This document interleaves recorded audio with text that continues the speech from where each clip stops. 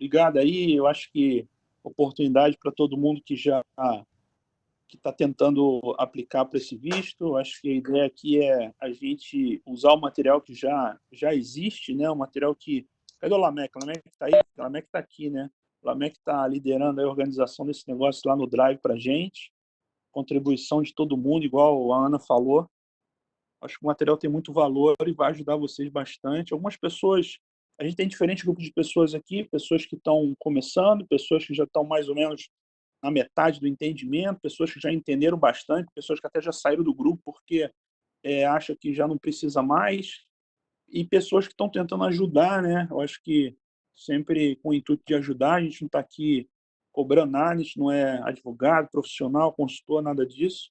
Então, estamos tentando ajudar porque faz parte da natureza. Algumas pessoas gostam de ajudar, igual a Ana comentou, eu mesmo, o Lameck, o Alberto que está aí fazendo o host aí, está tentando ajudar também, quer dizer, todo um grupo de pessoas que participa e todo mundo consegue contribuir com a resposta. Então, obrigado aí. Eu só queria passar rapidinho a, aquilo que eu mandei lá das regrinhas, né?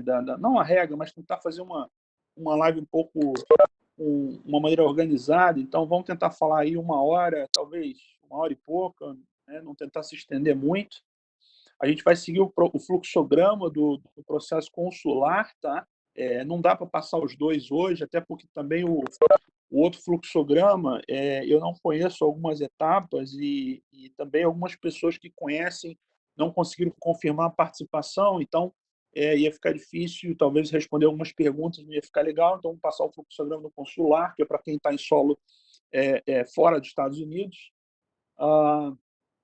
Aí o terceiro ponto, vamos usar o negócio da mãozinha, né? Todo mundo viu aí no celular ou no computador tem uma mãozinha. Se quiser fazer uma pergunta, é só clicar ali, não abre o mudo, clica ali, o Alberto vai receber a solicitação.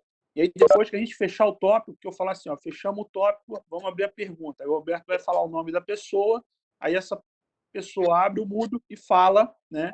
E de uma maneira organizada, porque se todo mundo começar a falar ao mesmo tempo, realmente vai ficar muito complicado aqui na ferramenta, tá? Dominica, o seu microfone está aberto. Fecha aí, por favor. A gente vai gravar a live, então, por exemplo, quem está em vídeo, cara, e não quiser, ou tiver algum problema, enfim, depois a gente vai disponibilizar um link, né, para todo mundo assistir de novo e fazer as anotações, mas quem não quiser aparecer em vídeo, é só tirar o vídeo, tá? Então, por favor, faça isso. Sem discussão de opiniões, por favor, vamos entender que todo mundo aqui é amador, tá? Ninguém é profissional aqui, ninguém é advogado para ir lá e falar com propriedade. Então, sim, a gente pode falar alguma coisa que não é completamente correta, né? Mas a gente tem que depois correr atrás e ver se tem algum complemento e a gente vai fazer isso. Ô, Educação, Gu, tá? Oi. eu não estou te vendo. Você bloqueou o vídeo mesmo ou tá normal? Cara, eu bloqueei o vídeo mesmo, porque eu tô Tá. aqui meio esquisito aqui. Eu não gosto de aparecer muito em vídeo, não, cara. Eu gosto de falar em áudio. Entendi. Não, bacana. Enfim, vamos lá. Educação, né, cordialidade aqui no grupo, tá? Sem nenhum ataque, sem nenhuma discussão longa aí que não leva a nada, por favor. Papel e caneta para anotar sempre é bom, tá? E não tem resposta única em muitos casos, tá? Tem muita variante, muita subjetividade. Então, por favor, não tem um caminho só. Isso aqui a gente vai gerar uma possibilidade, né? uma direção. Então, sempre é bom estudar mais. As perguntas, na maioria que vocês colocaram, já foram respondidas naquele documento do FAQ, né? A maioria está lá. Quem, por acaso, não entendeu alguma coisa, pode trazer a pergunta aqui, a gente vai tentar responder ou dialogar sobre ela. E the last but not least, né, vamos evitar falar comentários de nomes de empresas, de advogados, essas coisas, que a gente pode desqualificar ou até mesmo qualificar demais, quer dizer, a gente não quer fazer isso, o objetivo não é esse. Né? A gente tem referências profissionais lá no Drive para quem precisar, e casos individuais a gente trata no privado, tá bom? Manda mensagem lá no grupo que a gente tenta ajudar, mas sempre no privado, que esse é o objetivo aqui, tá bom? Bom, vamos lá. Eu vou entrar lá no fluxograma. Deixa eu achar o fluxograma aqui no meu computador. Deixa eu tentar compartilhar a tela aqui. Compartilhar conteúdo. Aqui, compartilhar. Vamos ver se vai dar certo aqui. Olha lá, tá dando para compartilhar, gabarito. Todo mundo está vendo aí o conteúdo aí na minha tela? Sim. Legal. Tá. Esse aqui é o fluxo que a gente montou, tá? Assim, ele começou, a gente vai ajustando. O Lamec, todo dia ele recebe uma solicitação para mudar alguma coisa aqui, né? Mas vamos tentar falar primeiro do que efetivamente a gente precisa montar a petição, né? Que é basicamente 2 grupos de documentos, né? Um grupo de documentos são os forms, né? Que esse segundo quadradinho aqui que vocês estão vendo, tá? E a gente daqui a pouco entra mais em detalhe. E tem um primeiro grupo de documentos que eu chamo de documentos obrigatórios, né? E aí, deixa eu mudar o compartilhamento aqui para um outro arquivo que eu montei. Cadê o diabo do arquivo? Microsoft. Só um minutinho. Esse aqui. Ver se eu consigo compartilhar esse arquivo aqui. Compartilhar conteúdo. Esse aqui. Vocês estão enxergando na tela aí? Um arquivo Excel? Positivo. Vou deixar grandão aí, né? Para vocês poderem ver, né? Então, aqui, na realidade, eu só coloquei aqui na sequência. Na realidade, tudo que está aqui está lá no fluxo. Eu só coloquei de uma maneira diferente para tentar clarificar e tentar explicar melhor, tá? Mas o fluxo, ele é o fluxo que a gente tem que seguir passo a passo, né? Para a gente não, vocês, né? Que eu já fiz esse processo, mas seguiu aquela sequência lá para que as coisas tenham uma lógica e também para que efetivamente não se perca nada no meio do caminho. Mas aquele primeiro quadradinho lá onde vocês viram docs no fluxograma, esse aqui são os docs, tá? Eu coloquei aqui 10 documentos, aí eu vou passar rapidinho em cada um deles, né? E vou explicar o que é cada um deles e qual o objetivo, tá bom? Então, o primeiro documento que vai sobre a petição, então você pega o chumaço de papel, o que vai em cima lá, né? A primeira coisa, que é a capa do negócio, que é a tal da carta de apresentação, que é a cover letter, tá bom? Então, a cover letter, ela tem o objetivo de explicar a sua petição em um grande sumário, né? Quem viu lá o vídeo da Ana, ela explica isso de uma maneira didática. Eu também gravei um podcast também explicando, né, como é que faz a cover letter. Mas esse é o documento que vai em cima. Aí, eu coloquei uma sequência, cara. De novo, não é essa aqui foi a sequência que eu coloquei na minha petição, tá? Eu coloquei nessa sequência porque eu queria construir uma lógica. Qual que era a lógica? A lógica é o seguinte: primeiro me qualifico para o EB2, depois eu me qualifico para o NW, entendeu? Então, são duas coisas, uma na sequência da outra. Então, os documentos aqui, eles remetem a essa lógica também, tá? Primeiro, os documentos que vão permitir que o avaliador entenda o que você está pleiteando para o EB2, e depois aquilo que tem a ligação com o NW ou com os dois ao mesmo tempo. Tá? Então, vocês vão ver que na última coluna ali, o objetivo, eu coloquei se aquele documento se aplica mais a um ou mais a outro. Quer dizer, às vezes as coisas se misturam, sim, né? Você vê que tem alguma carta de recomendação. Ele vale tanto para o EB2, vale também como uma prova de reconhecimento e mérito para o NW, entendeu? Então, de novo, é a sequência que eu coloquei, não necessariamente a sequência que vocês têm que colocar, mas foi assim que eu fiz, então é assim que eu consigo falar, tá bom? Então, a cover letter, depois eu coloquei o meu resumo, né, o meu resumê, o meu currículo, né, que aí é onde eu mostro o meu valor citado por mim mesmo. E aqui o resumo, cara, eu acho que assim, o resumo aqui ele é um resumo bem detalhado, tá?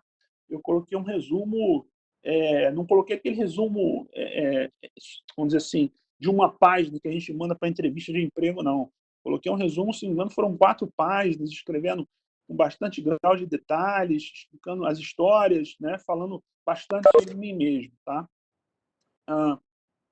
Depois eu coloquei os diplomas e certificações, né, que é para mostrar a qualificação educacional, né? E onde vocês estão vendo propósito aqui, eu coloquei umas fichinhas, sabe aquelas divisões coloridas que eu não sei quem que mostrou numa foto, que tinha umas divisões coloridas. Eu fiz a mesma coisa, só que eu coloquei o nome dessa forma aqui, entendeu? Coloquei para justamente tentar orientar o avaliador, né, naquilo que se ele quisesse ver alguma coisa, eu quero ver qualificação educacional, ele vai lá direto naquela abinha lá e já está lá. Eu quero ver, eu quero ver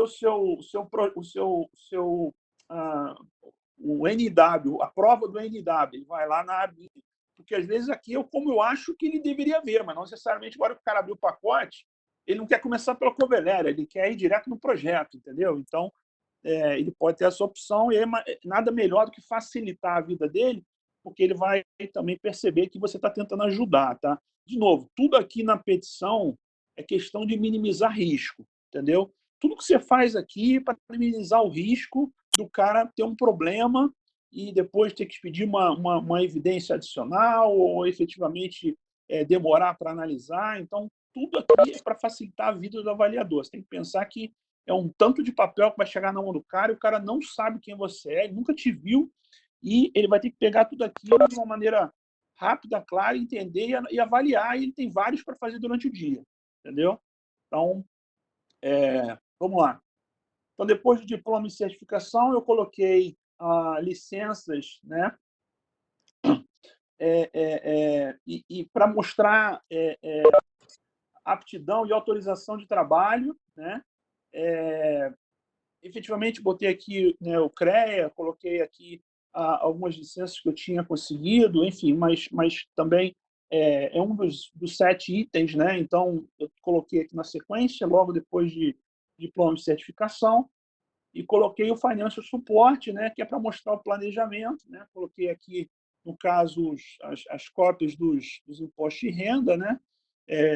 Para mostrar a condição financeira, para, né, efetivamente dizer que estava lá, né, no caso, me qualificando dentro daquele critério de posição de remuneração, e também que eu estava tendo um planejamento na hora de fazer a imigração, de poder me qualificar dentro do país e ter uma reserva ali para não precisar usar. Opa, peraí que não, achei que foi o meu, não foi o meu, não. Não precisar usar recursos públicos, tá bom? Depois eu coloquei as cartas de recomendação, né? E aí eu mandei 7 cartas, tá? Eu consegui 22 cartas, eu mandei aquelas 7 que foram as 7 que falavam de coisas mescladas, entendeu? Então, por exemplo, tinha uma carta lá que uma pessoa escreveu sobre mim. Ela falou pouco sobre realizações, sobre a parte profissional. Ela falou bastante sobre mim, eu achei super interessante, e eu coloquei essa carta. Coloquei uma carta que falava sobre resultados de time, coloquei uma carta que falava sobre resultados num projeto, coloquei uma carta que falava sobre liderança, coloquei cartas que fossem bacanas, mas que elas falavam não sempre a mesma coisa, entendeu? Para não ficar repetitivo. Senão aí pega uma carta, vai a segunda carta, fala a mesma coisa, exatamente igual. Eu achei que ia poder ficar notar conteúdo compartilhado. Nem sei o que é isso aqui, mas aprovar. Nem... O Leandro pediu alguma coisa aqui. Vamos lá. Prêmios e méritos, tá? E aí aqui é para mostrar o negócio da habilidade excepcional. Então, os prêmios, todos os ônus que eu recebi na carreira, né? Tudo aquilo que foi efetivamente linkado a mim, que também eu já tinha citado no resumê. Então, dentro do resumê, eu citei esses prêmios e méritos, os articles, né, os artigos, tá? E os artigos, gente, muita gente me perguntou, mas como é que você faz artigo, né? Gente, LinkedIn, entendeu? Eu viro e mexo, eu coloco artigo no LinkedIn, né? Eu escrevo lá, eu participo da comunidade. E o LinkedIn é muito usado nos Estados Unidos, cara, é muito usado nos Estados Unidos. Quem não tem perfil no LinkedIn já cria um logo, porque na hora de arrumar emprego, cara, é muito comum, cara, não é muito comum não, mas todas as empresas, elas fazem um check, elas pegam o seu currículo e ela vai no LinkedIn te achar. Se ela não te achar no LinkedIn, cara, você já morreu ali na entrada. E aí a segunda check é o seguinte, se o seu LinkedIn falar coisa muito diferente do que está no seu currículo, ela já acha que você está querendo mentir, já te tira. Então é muito importante ter um perfil no LinkedIn. Aqui nos Estados Unidos esse negócio realmente é bem forte, tá? Então, escrever artigo, fazer comentários, receber endorsements no LinkedIn de outras pessoas sobre suas qualificações, entendeu? Eu acho que isso é importante. Eu coloquei alguns, né, que eu citei. Depois eu coloquei a Expert Letter, né, que é aquela Expert Letter falada pelo profissional expert, aquela que a gente paga lá na USCS, né, que é um cara de fora dos Estados Unidos, né, qualificado, ele entende você e associa o seu valor, né, potencial dentro dos Estados Unidos. Então, na minha Expert Letter, depois eu vou gravar um podcast sobre isso, mas ele fala sobre minhas qualificações e ele associa a posições de trabalho nos Estados Unidos. Eles usam os códigos de associação de posições. Ele fala algumas coisas técnicas super importantes, né, que eu acho que são muito relevantes. Tá? Eu sempre recomendo que a Expert Letter ela seja feita sim, até porque os termos que são usados nas cartas, né, eles são termos que o Departamento de Imigração está muito acostumado, entendeu? Então, às vezes, nas cartas de recomendação, por mais que a gente queira colocar um inglês, né, falado pelo próprio americano, né, na Expert Letter eles usam alguns termos que o Departamento de Imigração já está acostumado, e isso ajuda bastante. E, por fim, eu coloquei o meu projeto, né, que foi o Professional Plan. Né? Eu não fiz Business Plan, eu fiz Professional Plan, que é onde a gente faz a prova do National Interest Waiver, né, com essa proposta. Tá? Então, eu anexei no final. E essa foi a sequência. Teve algumas outras coisas que eu coloquei também. Né? Eu coloquei também algumas cartas de ofertas de emprego que eu recebi, mas que eu não podia ir para frente, porque eu não tinha o Green Card na época, e coloquei todos os e-mails de aplicação para todas as vagas que eu fiz no período de 1 ano e meio. Então, eu peguei se não me engano, foram mais de 150 vagas que eu apliquei, todos os e-mails e todas as respostas que eu tive, eu anexei, coloquei o e-mail da aplicação e a resposta que me deram, né? E eu coloquei lá para mostrar que eu estava insistentemente tentando procurar uma vaga naquela área de atuação e algumas estavam tentando me segurar, mas como eu não tinha a condição imigratória para ir para os Estados Unidos, eu não pude. Tá? Então, foi assim que eu montei o meu pacotinho, tá? De entrada da petição. Antes da gente entrar no próximo quadradinho, que fala do...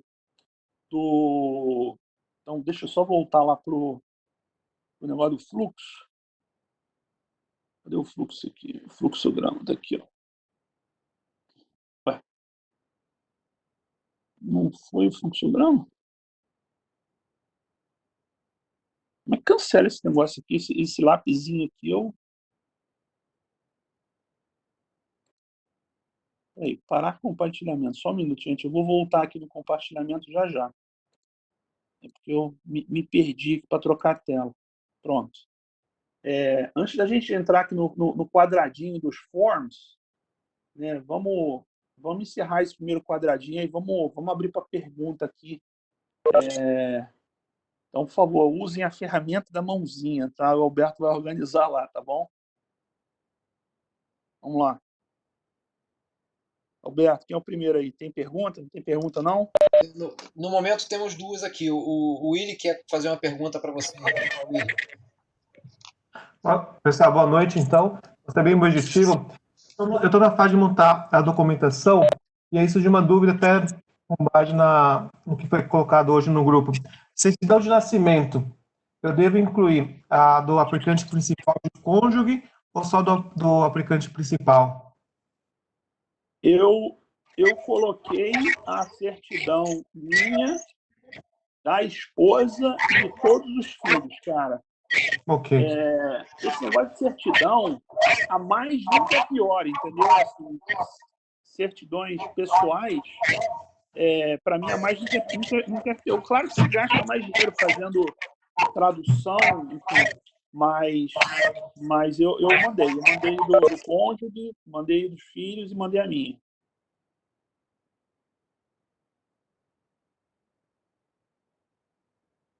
Outra pergunta, Alberto? Tem o Marcos Cardoso. Tá bom, Rubens. Deixa eu te perguntar, a cover letter é a própria petição ou não? A petição é um texto à parte, a cover letter. E outra coisa, o Expert Letters aí no Drive está vazio, pelo menos ontem eu tentei acessar, tem uma pastinha lá escrito Expert Letters, e está vazio. Outra coisa, são 3, né? O LinkedIn, você aconselha a gente deixá-lo, por enquanto a gente está aqui no Brasil, deixá-lo em português ou já passa para o inglês? Por que eu estou questionando isso? Porque se eu deixar em português, as empresas brasileiras podem fazer algum comentário. Se eu deixar em inglês, talvez eu não terei esses comentários. Então, são essas 3 questões aí inicialmente. Tá, vamos lá. Bom, a cover letter, ela não é a petição, tá? A petição, ela é a soma de tudo que tu vai mandar naqueles documentos que eu passei ali agora, mais todos os forms que a gente daqui a pouco vai falar, entendeu? Então, na verdade, é o pacote. Não, a cover letter é como se fosse uma capa. Não, eu falo a petição. Exatamente, é uma explicação do que o avaliador vai encontrar naquele pacote, entendeu? Uhum. Então, você vai citar ali na cover letter, claro que na primeira página você vai escrever um pouquinho sobre o porquê que você quer se qualificar esse visto. Depois você vai justamente colocar a sequência das coisas que tem, explicando um pouquinho de cada, entendeu? De uma maneira que, a hora que o cara lê aquilo, ele já vai começar a entender a lógica da sua petição e aí ele vai seguir para os detalhes, mas já com aquilo na cabeça do que tem na frente, entendeu? Entendi. Frente. É porque eu associei muito a petição que um advogado faz aqui para um juiz, né? Por exemplo, pede-se deferimento no final de um documento. Então, eu tive essa dúvida se a cover letter é a própria petição, mas pelo que você está dizendo, o pacote é a petição. O pacote é a petição, exatamente. Uhum. Tá? A petição não é o I-140. O I-140 é uma parte do pacote da petição, entendeu? A sua cover letter, ela é um pacote, é um pedaço do pacote da sua petição. Entendi. Não, bacana. E eu te perguntei, o Expert Letters lá no Drive está vazio, não tem nada? Tá, o Expert Letter, eu realmente não olhei o Drive nesse ponto. Depois a gente dá uma olhada. Eu não lembro de ter visto realmente exemplo de Expert Letter.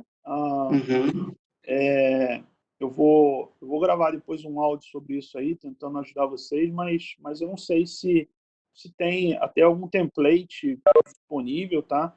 Infelizmente, eu não coloco os meus documentos, mas eu posso compartilhar o esqueleto. Mas, assim, de novo, a Expert Letter é um documento que ele é feito por um especialista. É extremamente individual, entendeu? Assim, o cara vai pegar as suas qualificações, seu background, vai olhar a sua formação educacional, vai olhar as suas propostas e vai falar sobre você, entendeu? E vai associar aquilo aos Estados Unidos. É extremamente pessoal, individual, entendeu? É muito complicado, às vezes, você colocar um template, porque você não vai poder pegar esse template e mandar para o cara, falar assim, usa esse template aqui. O cara não vai fazer isso. Uhum. Ele me avalia com base na formação, no diploma e o currículo, é isso? Você vai pegar tudo isso que você vai pegar tudo isso que você traduziu, diploma, qualificação, resumê, certificados.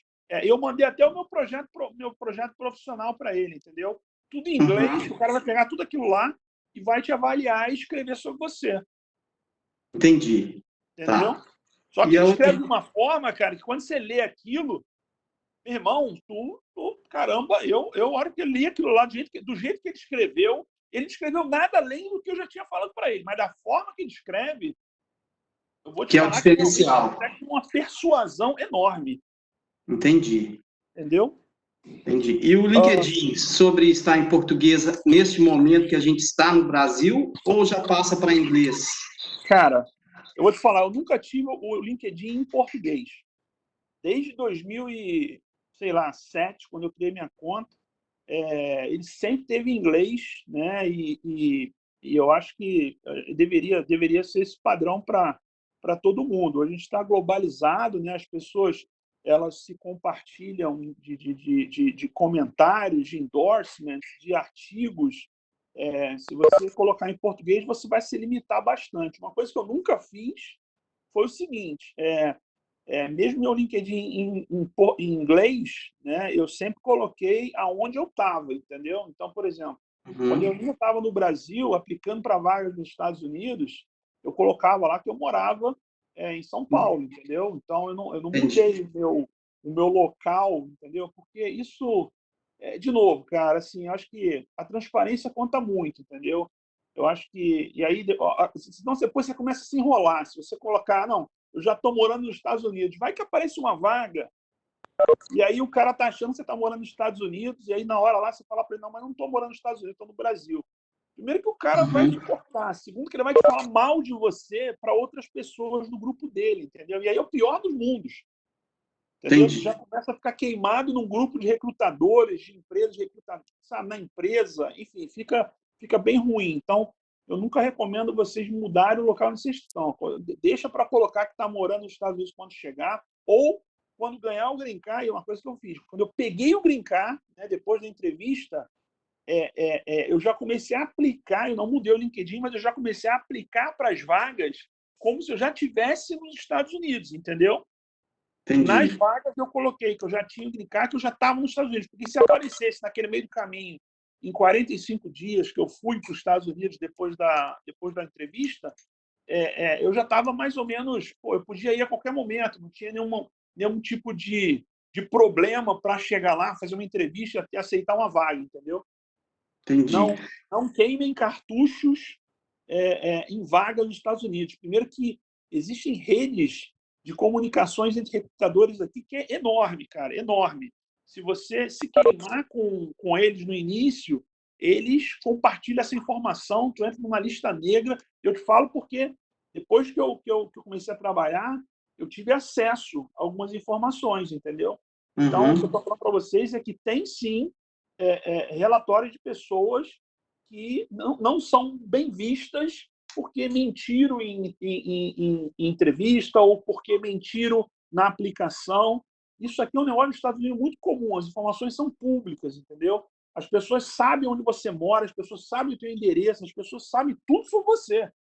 Então, cuidado com esse Tá, negócio para não se queimar, entendeu? tá. Posso fazer mais uma, Alberto? Cara, faz aí, toma aí, faz a Faz, última faz. aí. Aproveita que você está com a palavra.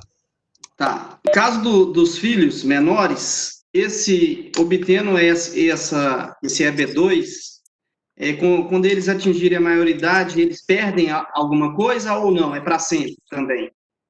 Não, eles podem ficar até os 21 anos. Então, com o Green Card. Aí é o seguinte, vamos supor, você tem um filho de 10 anos, né? A minha tem 8. Depois de 5 anos, tu tem que aplicar para a cidadania americana, entendeu? Uhum. Porque senão tem um problema, né? Eu, por exemplo, tenho um filho de 15. Ele vai dar no limite. Então, quando ele tiver 20 anos, ele vai aplicar para a cidadania, aí não perde mais nada. Mas, por exemplo, se o seu filho tem 20, você aplicar hoje, em 2 anos, ele vai ter que. Ou ele vai ter que começar a estudar, entendeu? Uhum. para efetivamente continuar nos Estados Unidos, né? E aí dá o período, porque o período conta, tá? Quer dizer, ele pode entrar e começa a estudar na faculdade, e esse período da faculdade pode ser somado ao período do green card e consegue a cidadania, entendeu?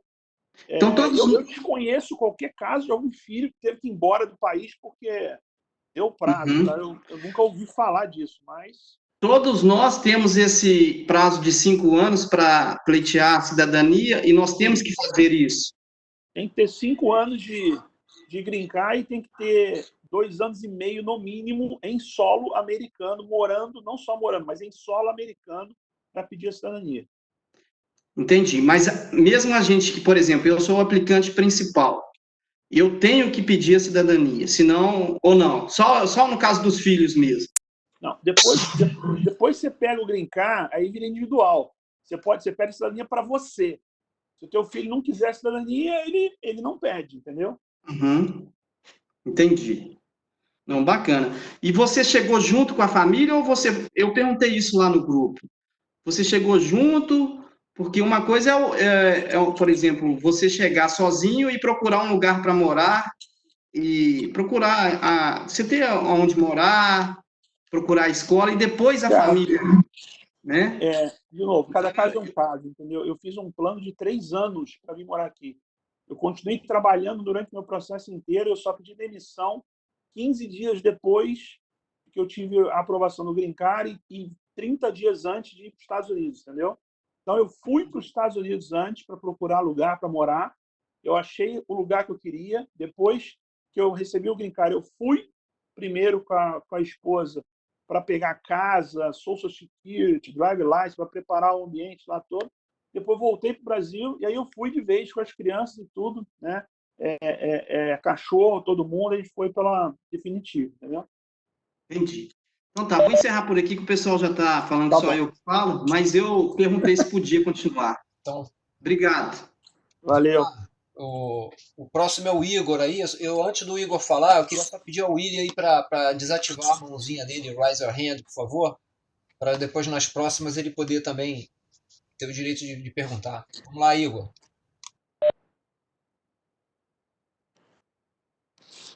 Opa, boa noite aí, pessoal. Boa noite, Igor. É, eu queria. Você falou do imposto de renda, da declaração de imposto de renda, que comprovou a sua condição financeira. Eu só queria saber, tipo, obviamente deve ter anexado isso traduzido, se precisou ser juramentado, e como é que foi a questão, tipo assim, da conversão da moeda?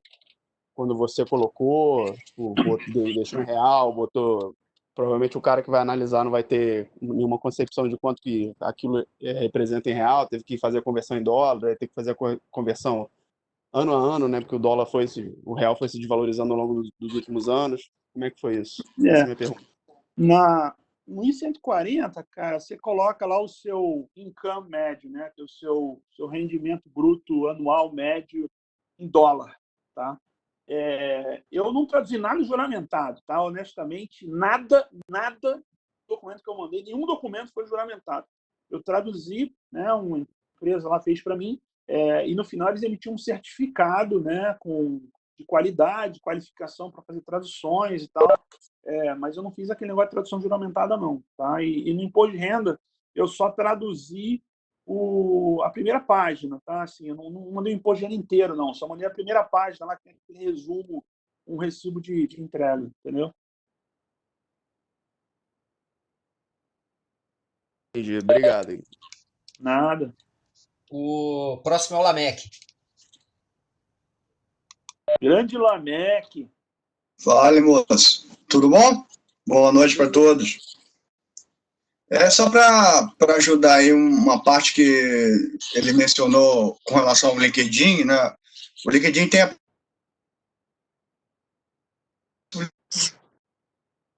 idiomas, então ele pode manter o LinkedIn dele lá em português e criar uma outra aba com um idioma em inglês e migrar tudo aquilo que ele escreveu em português para o inglês. Então, a pessoa que estiver no outro país, quando olhar o LinkedIn dele, ele linka e vê, o idioma da pessoa que está vendo é o quê? É inglês? Então, ele vai ver o seu LinkedIn em inglês. Então, não há problema nenhum de você ter 2 idiomas, 3 idiomas, 4, quantos você quiser. Você pode manter o seu LinkedIn em português e criar um outro idioma em inglês e traduzir tudo para o inglês. Ok? Essa dica aí Só foi isso, top, só para velho. Eu tentar ajudar. não sabia disso, não. Super legal. Valeu, um Super legal. abraço. Tem alguns sites, cara, aqui nos Estados Unidos que são muito bons para colocar perfil, né? Tipo o LinkedIn. Tem o Monster, tem o Winder, tem o Career Build. Depois eu mando para vocês. Acho que tem uns 4 ou 5, né? Que quando você faz a aplicação, né? Por esses sites, né? Eles já automaticamente colocam. Como é que funciona na prática? Tá? As empresas, elas têm softwares de consolidação de currículos, né? Quer dizer, um software que faz a interface com essas plataformas, que é o LinkedIn, o Monster, o Winder, né? Então, eles se falam, né? Essas plataformas, praticamente, elas têm interface padrão com praticamente todos os provedores de serviços das empresas, entendeu? E aí fica na tela muito fácil, né? Eu, por exemplo, quando vou analisar currículo de candidato, né? Porra, às vezes, né, de novo, a gente que depois que a gente mandou, a gente vê os erros que a gente cometeu, né? Se fosse mandar o meu currículo hoje para uma empresa americana, ia mandar completamente diferente, porque eu sei como é que isso aparece na tela depois que o cara avaliar, entendeu? E às vezes você abre a vaga, tem 160 candidatos para você avaliar para a vaga, cara. Porra, eu não tenho tempo para olhar aquilo. Quer dizer, pelo fato de eu não conseguir ter tempo, eu vou ter que achar uma forma de olhar, e se eu não tiver um negócio que seja atrativo, porra, complica demais. Então, depois eu faço um áudio para vocês falando um pouco dessas dicas aí de currículo para vaga nos Estados Unidos, mas o Indeed, o Monster, o LinkedIn e o Career Build, para mim, são os melhores aí para colocar o currículo, entendeu? Vamos lá, Mr. Alberto. Vamos lá. Por último aqui dos que solicitaram a parte aí sou eu. Então, a minha dúvida é a seguinte. Eu vi na tua planilha que você cita ali que você tem que fazer aquela comprovação de que você já teve ganhos acima da média em relação à sua carreira aqui no Brasil, por exemplo, né? Pergunta, como é que a gente comprova isso? Por exemplo, eu hoje posso não ter essa renda, mas eu em algum momento, alguns anos atrás, 2 anos atrás, tive essa renda muito alta acima da média, e isso serviria como uma comprovação válida para eles? Cara, eu vou falar para você, ó, esse negócio não é obrigatório, tá, gente? Assim, eu falei aquele dia porque eu falo porque eu fiz, mas um dos 7 itens lá, né, que para qualificar para o EB2, esse negócio de remuneração, mas não é obrigatório. Se você qualificar para 6 e não qualificar para esse, beleza, entendeu? Eu acho que o que importa é a combinação, tá? Quando eu fiz, eu deixei o imposto de renda em reais, eu não converti para dólar na tradução, deixei tudo em reais, né? E mandei em reais mesmo na petição, tá? Até porque em reais o número ficava maior, né? Quer dizer, por mais que tenha que fazer a conversão, mas a hora que o cara abria lá, o cara via lá aquele número lá, ficava maior do que em dólar, né? Por causa do câmbio. Mas eu não acho que é obrigatório, acho que tem que se preocupar muito com isso, não, entendeu? Eu acho que o que eu me preocuparia, não sei nem se essa é a palavra, mas eu fui questionado nisso na entrevista. Então, por isso que eu falo que é um ponto de atenção, entendeu? Que é um negócio E a minha entrevista foi em 2019, no começo de 2019, né? E não tinha essa mudança que teve esse ano, que é um negócio de você ter capacidade financeira para se sustentar durante um tempo nos Estados Unidos, mas muito além do que isso, gente, não só pelo fato da entrevista, mas pelo fato de você ter um plano para sustentar. E aí, de novo, vou usar o meu exemplo, a minha experiência, tá? Eu vim para cá com a minha esposa, meus 3 filhos, meus 5 cachorros. Porra, e se eu não conseguisse emprego em 6 meses, como é que eu ia fazer, entendeu? Né? E o que ia acontecer, né? Quer dizer, eu me planejei para isso, entendeu? Então, eu não quis criar uma condição aonde eu tivesse que, aqui nos Estados Unidos, ter que ir fazer algumas coisas loucas né? E ter que efetivamente colocar em risco algumas coisas. Eu não queria fazer isso, foi opção minha. Né? Tem gente que pensa diferente, eu respeito, não tem problema nenhum, mas isso também ajudou lá na época da entrevista. O cara me perguntou: vem cá, como é que você vai fazer? Você está trabalhando aqui no Brasil, tu vai pedir demissão aqui, tu vai chegar nos Estados Unidos sem emprego, com a tua mulher, teus 3 filhos, como é que você vai fazer, cara? Assim, o cônsul lá me perguntou em inglês, né? Eu falei para ele, cara, eu não sei, né, quanto tempo vou demorar para arrumar emprego, estou te mostrando aí algumas ofertas que eu recebi, mas eu tenho aqui uma condição financeira aqui que eu juntei esse dinheiro aqui, e isso aqui vai me sustentar. Fiz uma conta matemática lá, mais ou menos, quanto ia gastar, e mostrei para ele que eu tinha entre 6 e 12 meses de sustentabilidade sem arrumar emprego, entendeu? Então, de novo, eu não sei se essa pergunta é obrigatória para todo mundo, se o cara vai fazer, não está escrito em lugar nenhum. Se você tentar procurar lá no site da USCIS, está escrito que você tem que mostrar que tu vai ter um negócio para 6 meses, que é tantos $1.000 por pessoa. Não está escrito. Mas o cara fez a pergunta para mim lá na hora, e aí eu tinha que saber responder. E eu só soube disso porque, na época, o advogado que eu tinha contratado para fazer a revisão final do meu processo, ele me falou que podia ter essa pergunta. Então, o que eu fiz? No dia anterior, eu imprimi um extrato bancário da minha conta para mostrar para ele se o cara perguntasse. O cara perguntou, entendeu? Foi isso. Legal, obrigado. Nossa. O Edson tinha levantado a mão, mas ele abaixou. Não sei se ele vai querer manter a pergunta dele ou se ele já satisfez aí essa resposta, se foi isso. Não, sim, eu queria perguntar para o Rubens. Estão me escutando aí? Manda ver, Sim, senhor. sim, pode mandar. Boa noite, pessoal. Boa noite, Rubens, todo mundo aí. Parabenizar pela live, legal, muito esclarecedor. Eu vi os seus modos aqui, Rubens, dividido, né, da petição, e eu sei que cada um tem os seus tipos de documentos que vão ser inseridos. Eu, por exemplo, eu tenho alguns atestados de capacidade técnica, que eu sou responsável técnico em alguns projetos aqui no Brasil, e eu também já traduzi esses documentos, essas CATs, né, que a gente chama do CREA. Eu queria saber se eu criaria um módulo para inserir isso lá na petição, ou ele encaixaria em algum desses que você apresentou. Completando a pergunta para você, por exemplo, certidão de casamento, nascimento dos filhos, também a gente criaria um módulo dentro da petição exclusivo para inserir isso?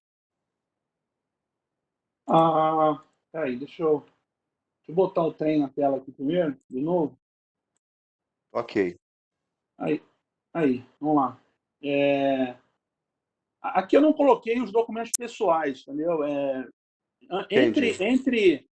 Entre aqui a cover letter e o resume aqui, entre o 1 e o 2, você está vendo na tela aí foi tudo que é documento pessoal, cara. Você tem um casamento, nascimento, cópia do passaporte, I-94, foi tudo, todo o pacote de outras coisas que não está aqui foi entre o 1 e o 2, entendeu? Entendi.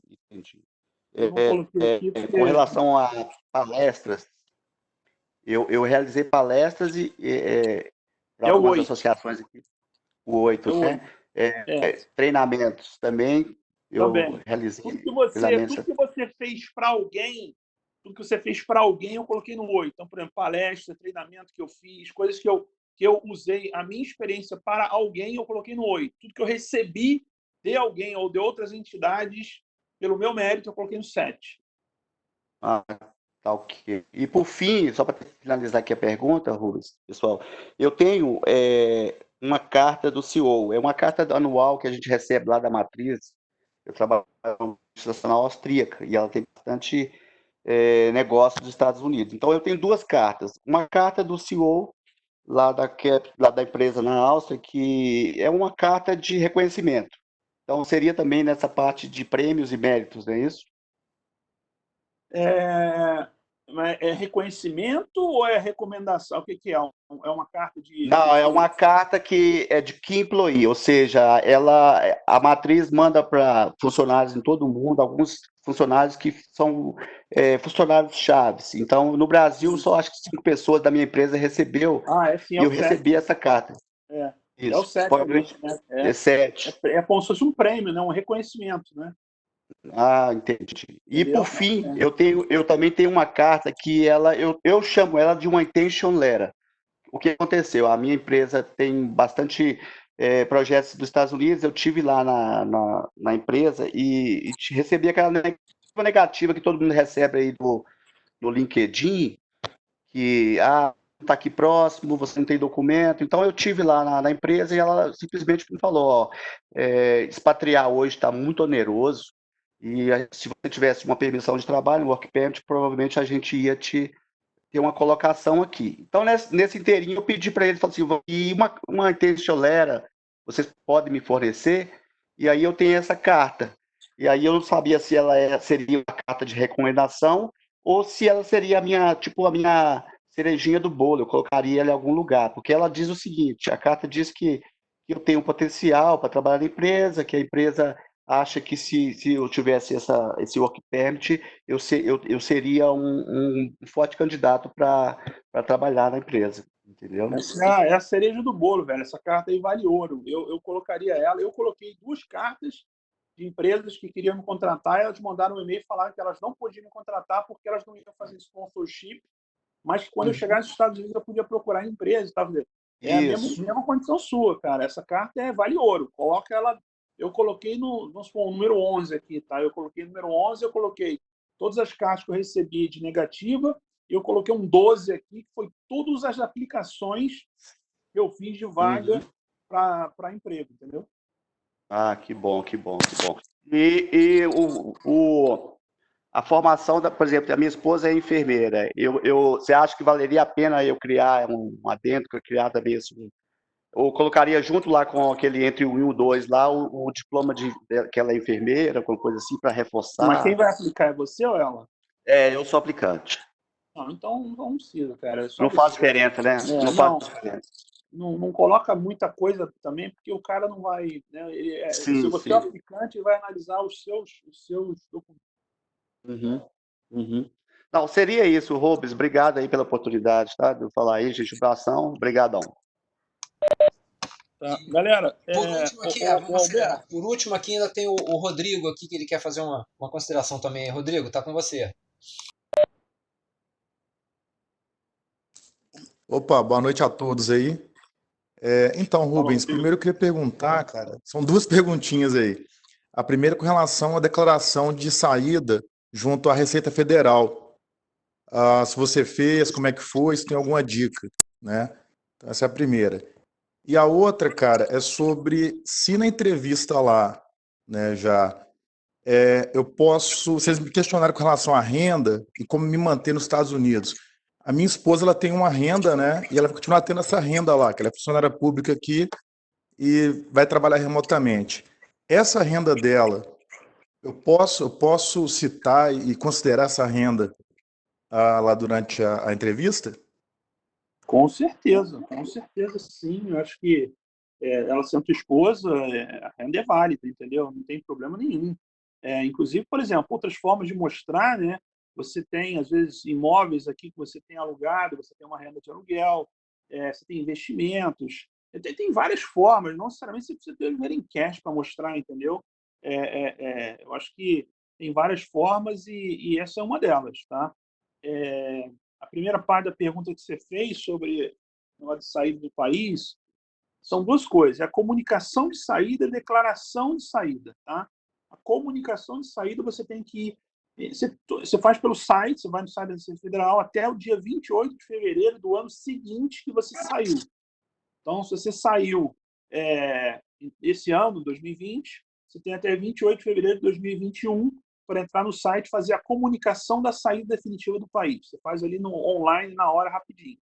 Depois você tem a declaração de saída, que é como se fosse o seu imposto de renda de pessoa física normal que você faz, só que é um software à parte, né? Quer dizer, não um software à parte. É o mesmo aplicativo. Você baixa o mesmo aplicativo no celular, só que em vez de você selecionar lá imposto de renda de pessoa física, ajuste anual, você vai selecionar a declaração de saída definitiva do país. Ele vai abrir a tela e você vai colocar lá as informações. É muito... Cara, eu vou dizer para você que é quase uma cópia. Tem até restrição de imposto de renda. Eu fiz a minha e vou receber restrição de imposto de renda.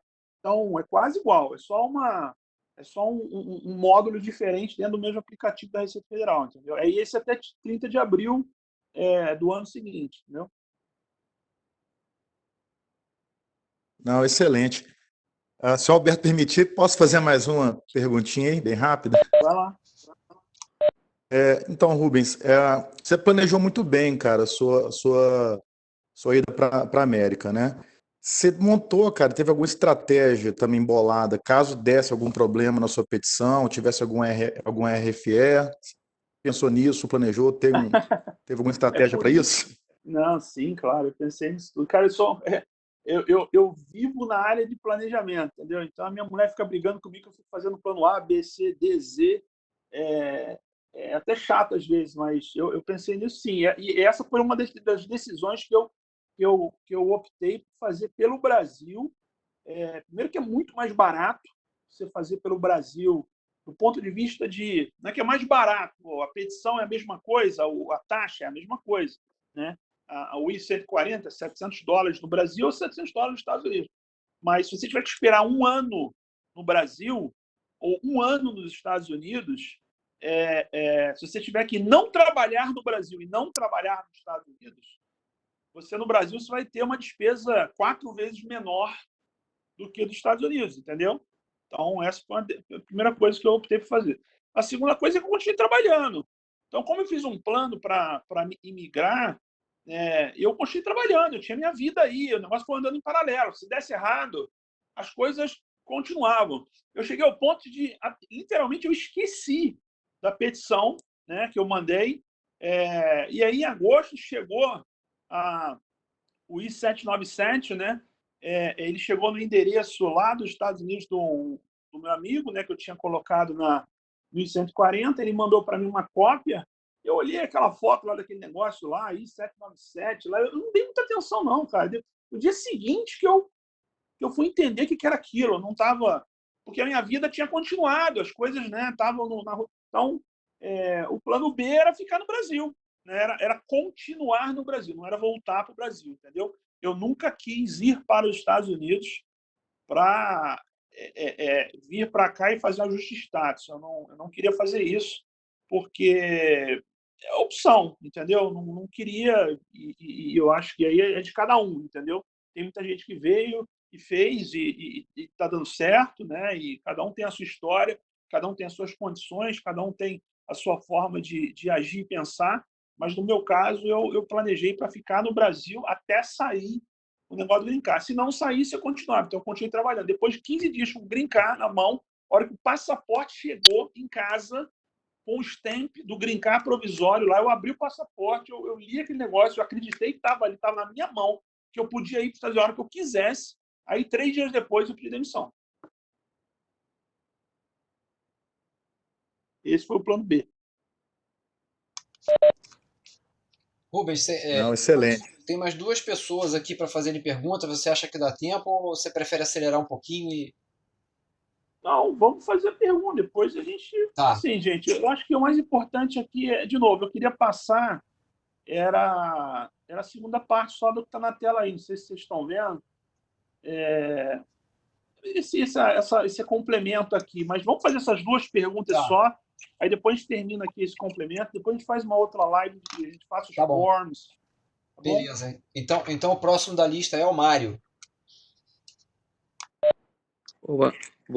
Boa noite, Rubens. Boa noite, pessoal. Excelente iniciativa aí, muito, muito bacana e válida, né? Eu já tinha te questionado, Rubens, eu tô assim, né, mais ou menos na mesma linha que você fez o teu plano, né? Eu estive recentemente lá nos Estados Unidos trabalhando durante 2 anos. Eu tô com uma dúvida sobre o formulário, né? Na parte do endereço. Eu fiz um preenchimento aqui com o endereço de um amigo lá do Missouri, né? E coloquei o meu endereço aqui do Brasil. Mas ainda fiquei na dúvida se eu coloquei no lugar certo o endereço, né? Não sei se quando você fez, como você estava aqui, eu acredito que a parte Do dos endereços. I-140, Isso, do I-140, exato. o endereço do teu amigo, ele vai no... Deixa eu abrir o meu I-140 aqui, peraí. Vai na parte 1, campo 5, A, B, C, D, E, F, G, H, I.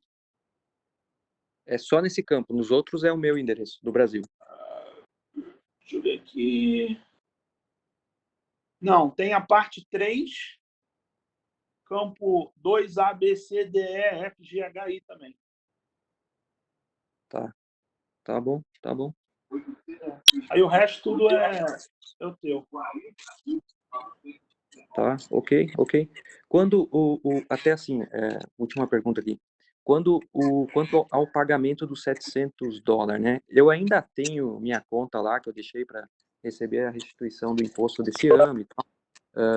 Será que eu posso usar a conta que eu tenho lá para utilizar para esse pagamento, uma vez que o endereço lá, eu não estou mais naquele endereço, mas a minha conta está ativa, eu tenho cartão, tenho cheque lá. Será que... Não, se você tem cheque, é só mandar o cheque lá e tranquilo, debito cheque sem problema.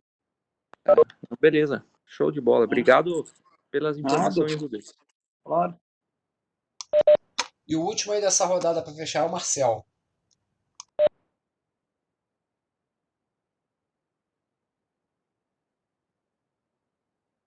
Vamos lá, Marcel.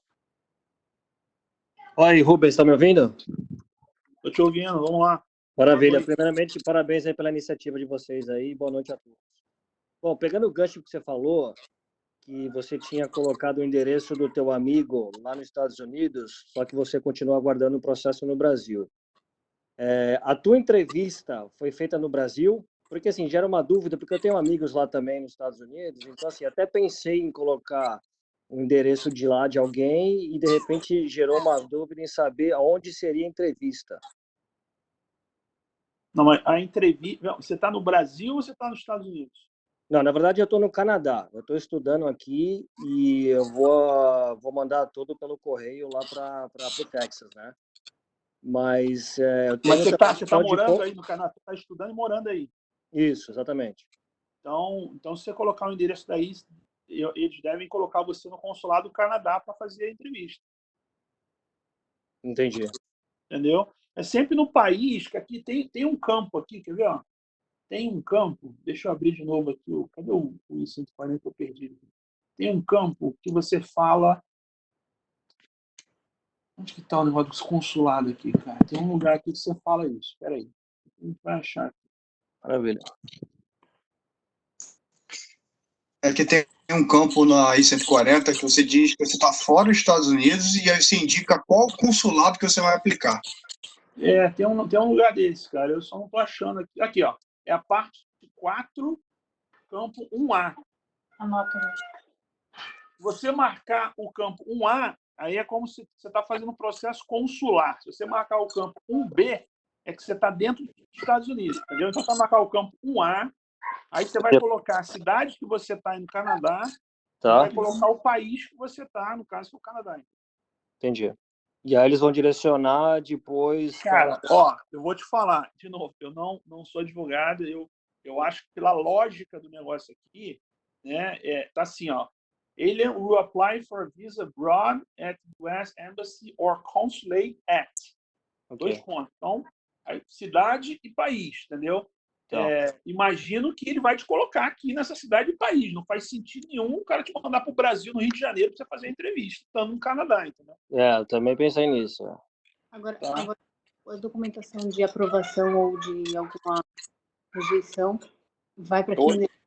Tá, e aí, assim, qualquer RFE, e aí qualquer coisa vai vir para o meu endereço que eu coloquei aqui. Então, aqui, ó, meu I-197, eu não tive RFE, mas o meu I-197, ele foi para o endereço que eu coloquei na parte 1, campo 5, né? E na parte 3, campo 2. Então, eu recebi lá nesse endereço a carta com o documento, entendeu?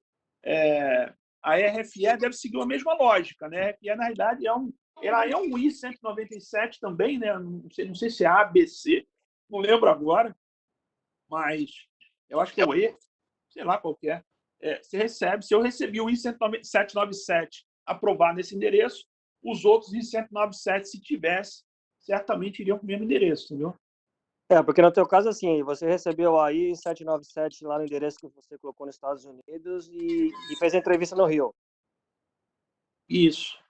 Porque eu indiquei aqui que eu estava morando em São Paulo, né, Brasil. Né? Então, eles colocaram no Rio. Entendi. entendeu? Porque assim, eu tô em Vancouver e segundo a Eduarda, que participa lá no WhatsApp com a gente, ela mora em Montreal e ela disse que parece que dentro do Canadá, só em Montreal tem entrevista. E Vancouver para Montreal é longe? Um pouco, né? Mas aí tudo bem, é o de menos, né, cara? Isso é um problema bom, né? A logística realmente não Esse tem é um jeito. problema que eu quero ter, na verdade. É um problema que você quer ter, né? Entendeu? É o mesmo problema do cara que está no Manaus e vai aplicar. Ele vai ter que ir para o Rio de Janeiro Cara, fazer essa entrevista. nem que se fosse na China eu iria, meu. Vamos, maravilha. Então, show de bola. Obrigado aí pela explicação aí de vocês, viu, cara? Tá, deixa eu voltar aqui no... Cadê meu arquivo, cara? Perdi meu arquivo. Tá aqui. Compartilhar conteúdo. Compartilhar conteúdo. Compartilhar. Pronto, aqui, ó. Complementos, né? Quando você começa aí, Rubens, eu vou me ausentar aqui um minutinho e já volto, tá bom? Mas estou pertinho, tá? Pode seguir. Beleza. Aí eu coloquei aqui, cara, algumas coisas que vão junto no processo e que momento que elas vão, entendeu? A gente já falou disso aqui várias vezes lá nos grupos, né? Mas é sempre importante lembrar, tá? Então, o Credential Evaluation, né, que para mim ele é required, para mim é onde você vai fazer aquela associação isso tudo aqui, o Credential Evaluation, o Work Experience Evaluation, o Expert Letter, aquelas empresas, né, o SCIS, tem umas outras empresas que fazem, lá no Drive a gente colocou como recomendação, mas essa aqui ele vai fazer a avaliação das suas credenciais, do seu diploma, das suas certificações, né? Ele vai fazer essa avaliação de uma maneira a equiparar você por você ter feito uma universidade, uma pós ou um Masters, né, fora dos Estados Unidos. Tá? Eu não fiz, porque o meu Master tinha sido feito nos Estados Unidos, então eu não fiz isso aqui. Work Experience Evaluation é quase a mesma coisa, só que eles fazem uma avaliação da sua habilidade profissional, entendeu? Não é um expert letter, mas ele faz uma avaliação da sua experiência profissional, tá? Eu coloquei como good to have, mas não é obrigatório também não, tá? O Credential Evaluation ele é obrigatório, mas para quem fez fora do país não é obrigatório, entendeu? Quem fez nos Estados Unidos não é obrigatório. Os translations, né, é obrigatório, tem que fazer, não tem jeito, né? Tem que fazer a tradução dos documentos para inglês, tá? E aí pode fazer com a certificação ou pode fazer com o juramentado. Quer dizer, o juramentado sobrepõe a maneira básica que eu fiz, que foi com certificação, tá? O apostilhamento também, good to have, não é obrigatório, tá? Se tiver documento que está apostilhado ou se quiser fazer alguma coisa mais específica, algum tipo de documento, quer mandar o original, enfim, pode fazer também. Eu acho que good to have sempre é bom. Ou petition forms, quer dizer, por exemplo, quem já trabalhou nos Estados Unidos e tem lá, por exemplo, o I-129, né, que é a petição de trabalho para o L1, por exemplo, né? Pô, é super válido colocar lá a cópia, né, do I-129 ou de qualquer outro documento que você tenha de petição, o I-20, por exemplo, para quem está estudando.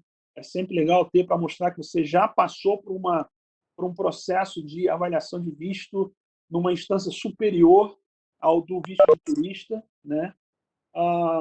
O Job Offer Letters aqui, o Dream, eu falei até antes ali, eu me lembro quem falou para mim que tem as cartas de indicação, isso aqui realmente é a cereja do bolo, entendeu? E o objetivo aqui é o National Interest Waiver mesmo, para mostrar que, cara, eu tô tão bem qualificado que eu já recebi proposta, eu não estou podendo trabalhar porque eu não tenho condição imigratória. Então, por favor, me dá aí a condição imigratória que já tem empresa nos Estados Unidos que quer me contratar, entendeu? Então, isso aqui é super válido. E aí, para entrevista, tem 3 coisas que tem que fazer, que é o exame médico, que a gente já falou, Então, o exame médico, quando você recebe a carta, depois você manda o DESC 260, depois do tempo que vai receber a carta, marcando o seu exame médico em 60 dias, eles sempre mandam 60 dias antes, 2 meses antes, e nesse período você tem que ligar para os médicos, né? No Brasil, se não me engano, tem 4 médicos que fazem esse negócio, para marcar a consulta médica e tem que fazer a biometria. Não está aqui a biometria, eu esqueci, tem que fazer a biometria num posto. Aí a biometria não é no consulado do Rio, a biometria é num posto que tem espalhado pelo Brasil, tem alguns postos da Embaixada Americana, tá? Você vai lá, tira a biometria, faz uma foto.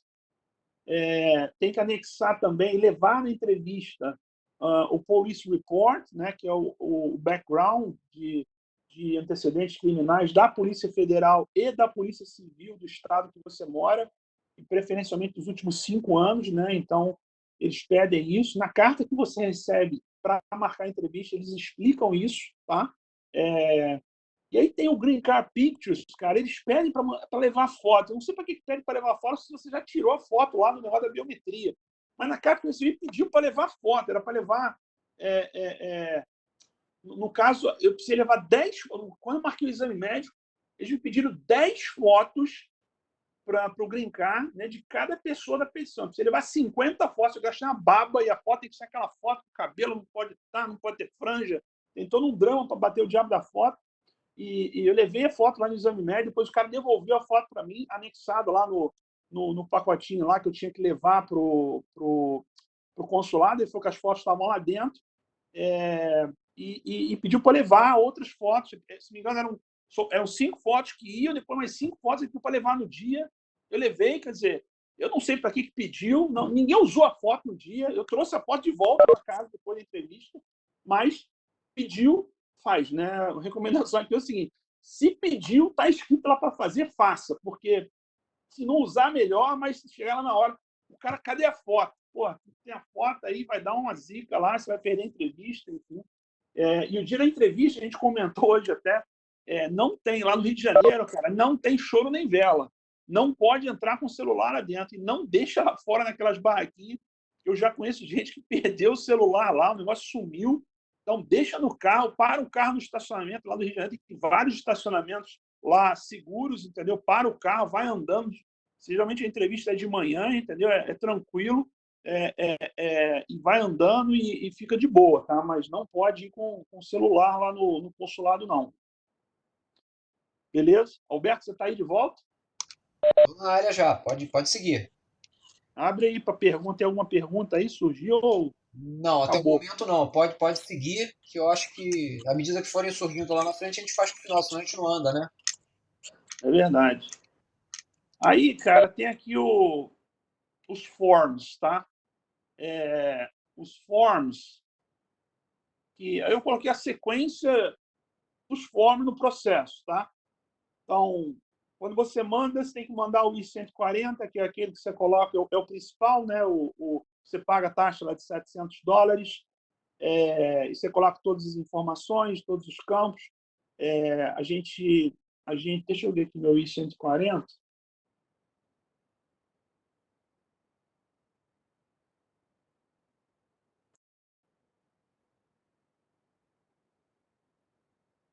Não vai dar tempo de passar todos os campos dos 140, mas a gente pode depois marcar, porque eu tenho que realmente encerrar em 15 minutos, que eu tenho um outro compromisso.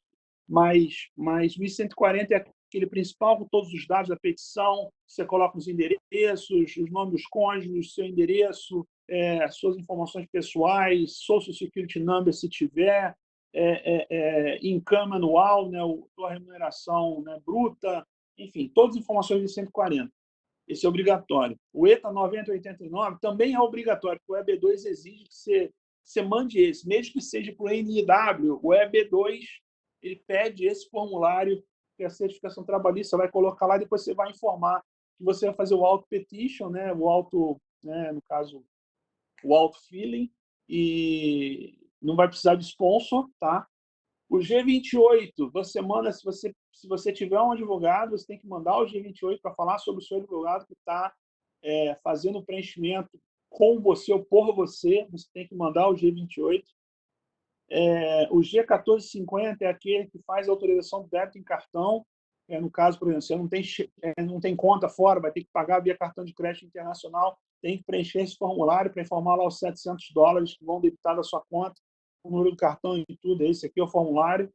O G1145 é onde você vai receber as notificações. Então, você mandar esse formulário, e quando eles receberem a sua petição, eles vão te informar que recebeu a petição. Eles vão te informar tudo se você mandar esse formulário. Vão informar por e-mail, no caso físico, ou por e-mail, entendeu? Você informa o e-mail que você quer receber, eles também te informam por e-mail tudo que estiver acontecendo na sua petição.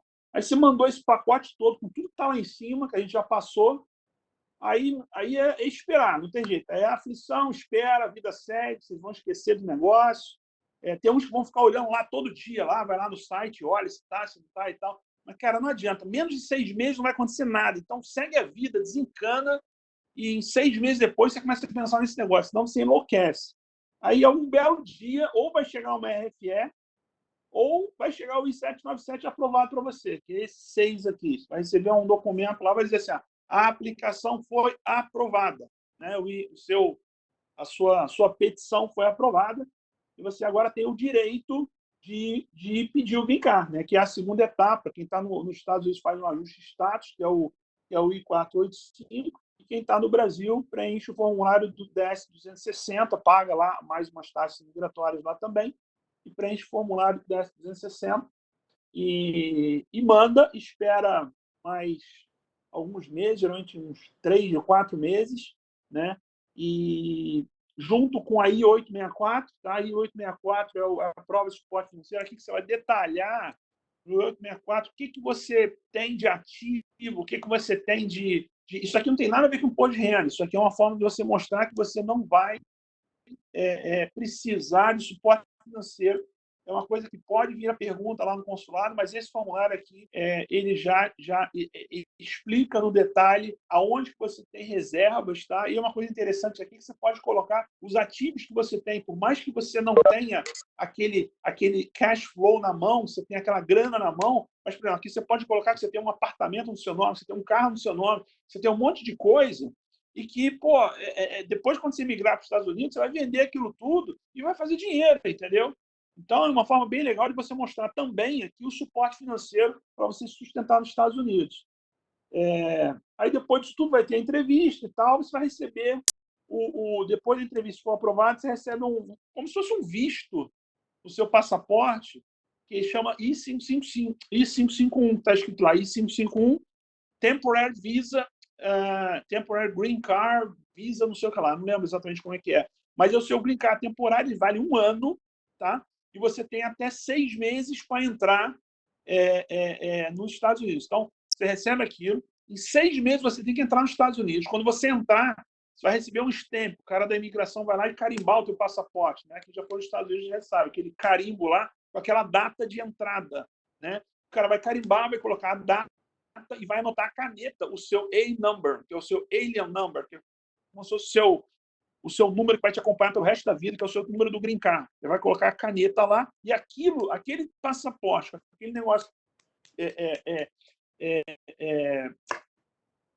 estampeado, agora estampeado ficou esquisito, que é em inglês, né? Mas carimbado lá, com a data, o seu A-number, mais o seu Visa I-551, aquilo é o seu green card, até você receber o seu cartão plástico, que chega pelo correio, em até mais ou menos 30 dias no endereço que você colocou na sua petição do I-140, ou se você já tem um novo endereço nos Estados Unidos, na hora que você entra lá no aeroporto, você passa lá, você informa, o cara te pergunta, você ainda está nesse endereço aqui? Ele vai te mostrar o endereço, vai te falar o endereço, vai falar sim ou não. Se não, você coloca um novo endereço para você receber o green card, cartãozinho plástico lá no novo endereço, entendeu? E aí, esse green card fica com você, ele vale 10 anos, o cartão plástico. O green card é vitalício, tá? Você não perde ele nunca. A não ser que você faça uma grande bobagem que fere as leis de imigração, aí você perde. Mas ele é vitalício, a cada 10 anos você tem que renovar com a sua carteira de motorista, renova, tira foto nova e tal. Custa $500 para renovar a cada 10 anos, tá? E depois de 5 anos, você tem o formulário N400, que é o formulário para aplicação para a cidadania. Depois de 5 anos, você aplica para a cidadania e tem um processo que você passa. E depois da cidadania, você está livre como cidadão americano, entendeu? Você não precisa prestar mais conta para nada, tem as suas responsabilidades como cidadão, mas você não tem aquele negócio de ser um residente permanente, né? Você pode votar, você pode trabalhar em departamento público, você pode trabalhar até a Ana comentou outro dia que dela quer trabalhar na Lockheed Martin, né? Quer dizer, pode trabalhar na Lockheed Martin. Então, você fica completamente livre de qualquer tipo de coisa que te prenda a sua condição imigratória, tá bom? Então, essa é a sequência aqui dos forms. Eu não vou conseguir entrar no detalhe de cada um deles, mas a gente fica falando lá no grupo, qualquer dúvida a gente tira lá no grupo alguma coisa mais detalhada em relação a eles aqui. Mas essa é mais ou menos a lógica, o pacote que você envia, depois você recebe, depois tem mais um pacotinho que você envia, você recebe alguma coisa, e aí você recebe o green card depois.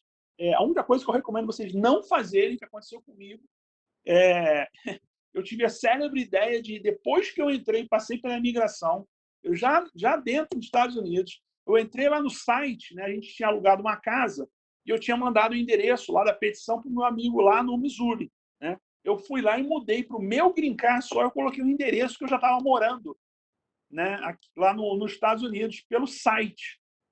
Cara, o green card simplesmente desapareceu, ele não chegou para mim. Chegou para minha mulher, para meu filho, para minha filha, meu outro filho, todo mundo recebeu o green card e eu não recebi o diabo do cartãozinho. E aí, discussão daqui e dali e tal, não consegui provar que o green card eu tinha recebido. De resumo da história, tinha que pedir a segunda via do green card, né? Eu consegui ganhar o green card e perder o green card em 30 dias. Peguei a segunda via do green card, tive que pagar $540 ainda.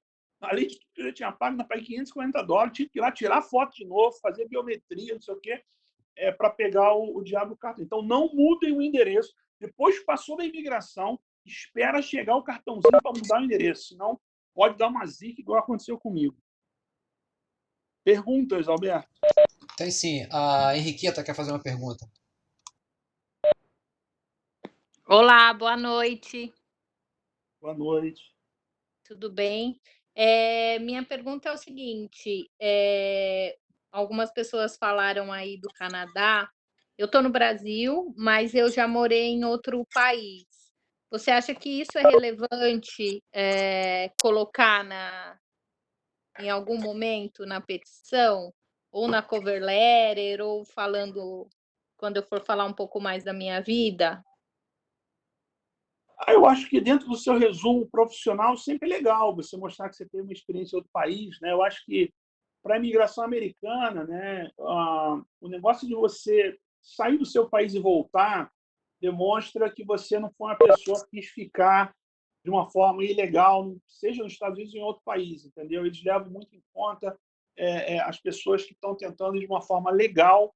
Aliás, isso é uma coisa que tem um valor imenso aqui, imenso, imenso, assim, impressionante. Como se você está de uma forma legal nesse país, que é um país que é formado por imigrantes, existe uma forma de tratamento completamente diferente, entendeu? Aqui existem vários problemas, né, problemas que vocês conhecem, problemas até de racismo e tudo, e dentro do caráter imigratório também existe, entendeu? Então, eles dão muito valor às pessoas que estão fazendo as coisas da forma certa, transparente. Então, acho que tem valor sim, eu colocaria. Tá, legal. Obrigada. Nada. O próximo é o Marcos Cardoso.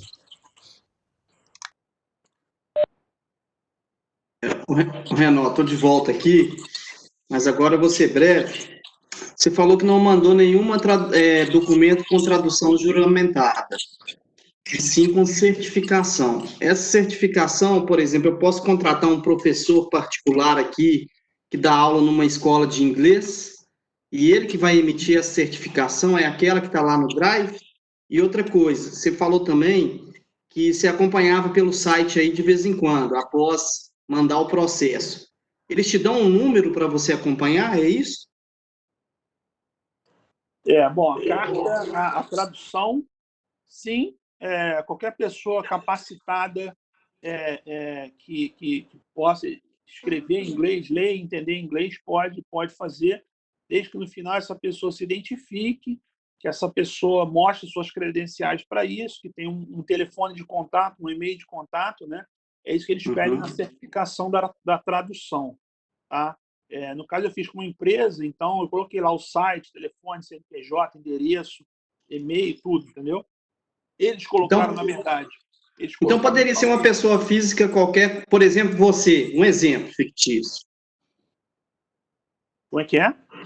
Poderia ser você, um exemplo fictício, qualquer pessoa física, né? Cara, eu não, porque eu não vou conseguir provar minha qualificação da tradução.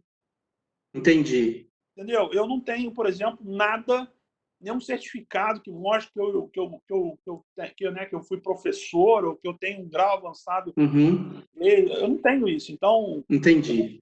Como é que depois eu emiti um certificado dizendo que eu me credencio, eu tenho capacidade de fazer, se eu não consigo mostrar que eu tenho, entendeu?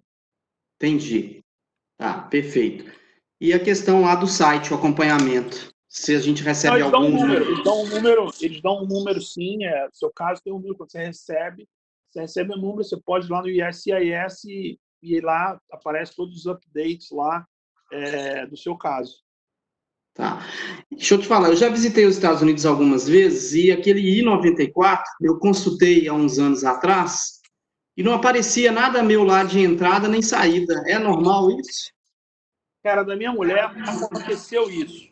Da minha mulher aconteceu isso e eu entrei em pânico, porque apareceu o meus filhos, tudo direito. A minha mulher não aparecia nada. Eu falei, cara, que merda, como é que eu faço agora e tal? O gabarito dela foi o seguinte, eu estava colocando os nomes na sequência que não estava, vamos supor assim, o nome, ela tem 5 nomes, né? Minha mulher tem 5 nomes. Aí ela colocava lá, o primeiro nome tem que ser igual que está no passaporte. Ela tem lá, no caso da minha mulher, o primeiro nome era o primeiro mais o segundo nome, entendeu? E o last name era o terceiro, quarto e quinto nome. Tudo junto. Eu coloquei lá, apareceu na hora, entendeu? O meu eu não estou encontrando nada. Eu já fui aí algumas vezes e não encontro nada. Aí, cara, eu não vou conseguir te ajudar. Não faço a menor ideia de como proceder. Eu acho que aí, no caso, você deveria mandar um e-mail para o USCIS, realmente, no canal de ajuda de suporte deles, e perguntar, eles vão te encaminhar para algum outro lugar onde você vai conseguir pegar esse histórico aí. Tá bom. Obrigado. Nada. E finalizando aí, a Vanessa. Oi, boa noite, Rubens, boa noite, pessoal. Boa noite. Assim, só falando, eu sou de Manaus, vocês mencionaram Manaus agora há pouco, né? E eu tô com uma dúvida. Vai ter que viajar, hein? Vai ter que fazer a biometria, fazer exame médico, entrevista. O negócio vai ser tenso, hein? Já se prepara. Sim, eu estou nessa programação parecida com a que você fez, né? Tem um período aí que eu quero me preparar, é um plano a médio prazo, na verdade, né? E a dúvida que eu fiquei, Rubens, foi com relação a advogado. Lá no início você mencionou que um advogado, acho que te orientou antes da entrevista, né? Eu queria saber em que momento é de fato necessário mesmo essa orientação. E se você, durante o teu processo, durante a montagem da petição e todas as outras etapas, se você procurou alguma ajuda nesse sentido jurídico. É isso, tá? Eu fiz esse meu processo, quando eu comecei a pensar nesse processo, quando eu tomei a decisão de querer voltar para os Estados Unidos, foi em fevereiro de 2017, tá? Aí eu comecei a estudar, olha daqui, olha dali e tal, aí eu conheci algumas pessoas e tal, e aí eu fui tentar achar algum profissional para me ajudar. Aí eu fui em 4 advogados para buscar informação, né? Eu paguei lá os $100 para cada um. Desculpa, em 2 deles eu paguei $100 para fazer consulta e outros 2 eu acabei não pagando nada para fazer a consulta inicial. E eu sabia o que eu queria. Não tinha naquela época, né, informação igual a gente tem hoje, não tinha esse tanto de vídeo aí que a gente tem no YouTube, não tinha esses grupos de WhatsApp que a gente tem. Então, estava realmente extremamente cru, nu, sem saber o que fazer. Então, aí mas nesse caso eu já tinha tomado a decisão de buscar ajuda de um profissional. Mas aí quando eu fui no advogado, era caro, né? Era um processo inteiro que eu digo assim, você coloca na mão do advogado, ele faz tudo, você só assina. Na época estava custando $13 mil, né? Vamos dizer assim, 13, 14 mil dólares. Hoje está mais caro, tem escritório que cobra mais. E aí, eu achei um dos escritórios que eu fiz a entrega, na realidade, 2 eram assim. Você tinha o suporte para petição e você depois tinha o suporte para a segunda etapa, que é o do DS-260, mais a parte de entrevista e tal. Eu fiz um negócio intermediário com eles, entendeu? Eu contratei o advogado para ele fazer um suporte para mim, inicial, sobre o que eu tinha que fazer, né? Eu tive que correr atrás de tudo, em relação a todos os documentos, carta de recomendação, template de cover letter, né? Tive que correr atrás do expert opinion. Eu fiz praticamente o processo inteiro. Ele foi me orientando, vai por aqui, vai por ali e tal, isso aqui. E no final, ele fez uma grande revisão. Antes de eu mandar a petição, eu dei na mão dele tudo, né? Aí ele colocou na ordem certa, ele pediu para eu mudar algumas palavras aqui, pediu para eu incrementar ali. Ele fez passou um batom no negócio, né? Mas foi muito mais barato, né? Em termos ao que custava na época o processo inteiro. Aí eu mandei a petição e aí depois eu contratei, aí eu fiz os 10.260. 10.260 é ridículo, né? Você não precisa contratar um advogado para fazer, você vai na internet e preenche aquele negócio lá, é extremamente babaca, igual o DS-160 que você faz para o visto turista, não tem segredo nenhum. E aí eu contratei de novo o serviço dele para ele fazer um suporte da entrevista, porque a entrevista, cara, eu não tinha a menor noção de como é que era a entrevista. Eu comecei a ficar... Depois que eu recebi a carta de entrevista, naqueles 60 dias, eu fiquei insano, porque eu não sabia o que era a entrevista, né? Eu tinha recebido, isso já estava em 2019, eu tinha recebido informações de muita gente que tinha ido na entrevista, tinha tomado pau, entendeu? Era um processo novo, mas tinha tomado pau porque os entrevistadores, no caso o cônsul, ele não entendia também muito bem como é que ele tinha que fazer pergunta para esse tipo de visto, entendeu? Ainda era uma coisa muito nova, depois do caso lá da NASA, então os caras não estavam conseguindo se entender sobre as perguntas e eu acho que estavam negando para algumas pessoas por conta disso. Eu fiquei neurótico, eu falei, o que eu tenho que fazer? Eu voltei lá no advogado, falei, cara, preciso aqui de suporte aqui, eu paguei mais lá um tic-tac para ele, se não me engano, foi mais $2 mil. Ele me ajudou, me deu um banho de loja, a gente fez simulação de entrevista, fez um monte de coisa legal, entendeu? Então, foi um meio termo entre contratar o advogado para fazer tudo, né? E que estava muito caro, né? O dólar na época era 3 e pouco. Naquela época estava caro ainda, né? Hoje parece barato, naquela época estava caro. Mas se você perguntar para mim, você faria sozinho hoje? Talvez com essa condição que a gente tem hoje aqui de grupo de ajuda, de informação e tal, eu poderia até tentar fazer sozinho, mas na condição que eu tinha de ter um tiro só, né? Tipo assim, eu ia mudar completamente a minha vida. Eu estava trabalhando, estava bem, eu estava fazendo muito mais dinheiro no Brasil do que eu estou fazendo hoje, né? Então eu tinha que dar um tiro, a ponte ia explodir e eu não tinha opção de voltar. Não tinha opção, não tinha esse negócio, se der errado, eu volto. Não tem essa opção, entendeu? Então, eu não faria sozinho naquela época. Mas, hoje, talvez, eu pudesse fazer sim, entendeu? Talvez hoje tenha uma condição mais favorável, tem mais entendimento, e com mais informação sempre é mais fácil, né? Quer dizer, com experiências de pessoas que já passaram, né? Então, eu acho que a decisão é mais fácil de ser tomada, entendeu?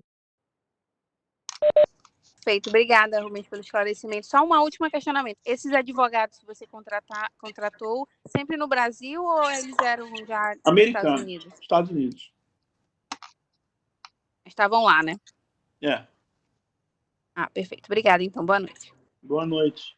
Segue o barco, Rubens. Cara, eu preciso encerrar, velho. Deixa eu passar a última coisa aqui. Bom, a última coisa que eu tenho na tela aqui, né?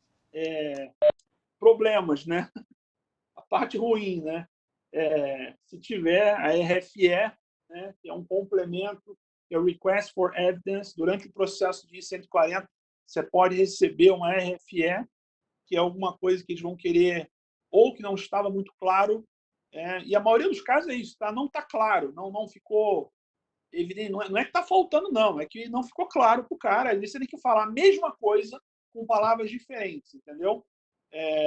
E aqui é super importante que o item 4, RFE Letter, tem que fazer como se fosse uma carta. Isso foi o que o advogado falou para mim, tá? Eu não vivi isso, mas eu tenho amigos que quando tiveram que mandar a RFE, fizeram uma carta. O advogado deles fez uma carta, quase que se desculpando pelo problema, falando que, realmente eu estava errado, não sei o quê, tal, papá. E aqui eu vou tentar esclarecer mais, eu gostaria que você reconsiderasse. Faz uma carta, né, contando um negócio, eu estou errado, você está certo. Depois você vai lá e coloca a evidência que foi solicitado. Então, o advogado faz isso. Eu não sei como é que é essa carta, de fato, qual a estrutura, como é que é esse texto, mas o pessoal que fez me disse que eles mandaram a RFE junto com essa carta de pedido de desculpa, vamos dizer assim.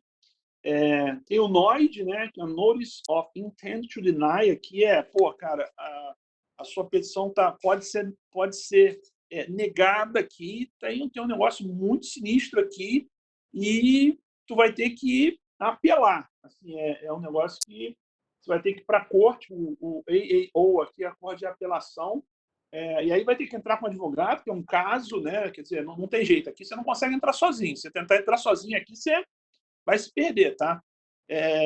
E tem o NOR, que esse aqui é o seguinte, o cara achou uma fraude no seu processo, um negócio muito sério, e o cara acha uma fraude aqui, ele te queima em todos os processos de vista da sua vida daí para frente. Então, isso aqui é uma coisa que tem que tomar muito cuidado. Claro que o cara não vai querer colocar isso no seu processo, mas isso é um problema de vida, tá? Para quem quer vir para os Estados Unidos. Mas esses são os problemas, as siglas aí que podem acontecer dentro do processo, tá? Obviamente, 99,9% que está aqui é o RFE, e não se espanta se vocês receberem uma RFE, não tem nada a ver. Às vezes é um negocinho idiota que faltou, um formulário que um campo não foi preenchido, ou um negócio extremamente idiota que passou, e o cara pede ou para você mandar de novo, ou para você ser mais claro, tá? E é isso. E, claro, quando vem um RFE, tem um tempinho a mais, né? Tem alguns meses a mais, mas não é nada absurdo. Você mandei um RFE, depois de um ano vem a RFE. Agora que eu mandei RFE é mais um ano. Não é mais um ano, é mais alguns meses ou semanas, talvez, entendeu? É isso. Questions? Nenhuma. Nenhuma? Então, beleza. Galera, eu preciso realmente encerrar aqui, que eu tenho um compromisso, mas a gente vai continuar se falando. Depois eu mando esse arquivo aqui para vocês, aqui, para vocês terem como guia aqui esse negócio. Não sei se ajuda, não sei se não ajuda, mas eu jogo lá, mando para o Lameca, ele põe lá no Drive, lá é mais fácil. Tá bom? Legal. Pessoal, obrigado a todos aí pela participação. Eu queria também deixar aqui o agradecimento à Ana, que foi quem abriu uma luz para mim aí quando eu vi os vídeos dela lá, que foram realmente brilhantes. De todos os vídeos que eu vi aí dela, foram os mais esclarecedores, na verdade, né? Então eu queria deixar aqui, pelo menos particularmente, o meu agradecimento aí ao material que ela colocou lá, que tem me ajudado bastante. E os demais aí, boa noite a todos aí, bom descanso. A gente se vê numa próxima ocasião aí. Boa noite. Boa noite, Rubens. Obrigado, cara, por tudo. Tchau, Maria. Um abraço. Até